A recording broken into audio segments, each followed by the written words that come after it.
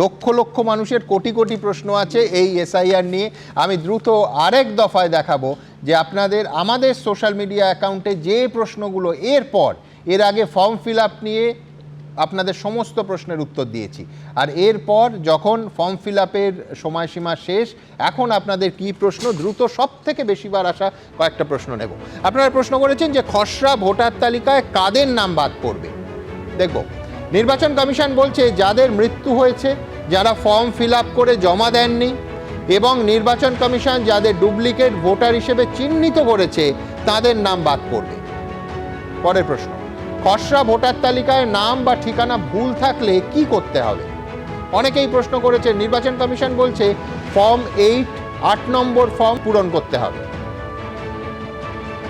প্রয়োজনে নির্বাচন কমিশনের ঠিক করা শুনানির দিন কি পাল্টানো যাবে। বহু মানুষ এই প্রশ্ন আমাদের সামনে রেখেছেন, তার কারণ অনেকেই বলছেন যে বাড়িতে যদি না থাকি, কোনো কারণে বাইরে যেতে হবে, যে তারিখ আছে সেই তারিখে আমরা কিছুতেই পৌঁছতে পারছি না, কি করব। একেবারে স্পষ্ট উত্তর নির্বাচন কমিশনের যে শুনানির দিন পাল্টানোর জন্য ইআরওর কাছে আবেদন করতে হবে। এটা বহু মানুষের একেবারে নির্দিষ্ট প্রশ্ন ছিল। আপনাদের কেউ কেউ প্রশ্ন করেছেন যে শারীরিক অসুস্থতার জন্য বা অন্য কোনো কারণে শুনানিতে যাওয়ার মতো পরিস্থিতি না থাকলে তখন আমরা কি করব। নির্বাচন কমিশনের জবাব হলো, নির্বাচন কমিশন চাইলে প্রয়োজনে ভার্চুয়াল শুনানিরও ব্যবস্থা করতে পারে। আমি আবার বলছি, নির্বাচন কমিশন চাইলে যদি শারীরিকভাবে আপনি না পৌঁছতে পারেন, প্রয়োজনে ভার্চুয়াল শুনানিরও ব্যবস্থা করা যেতে পারে। পরের প্রশ্ন ছিল যে শুনানির ফলাফল কি হলো সেটা কি করে জানতে পারবো।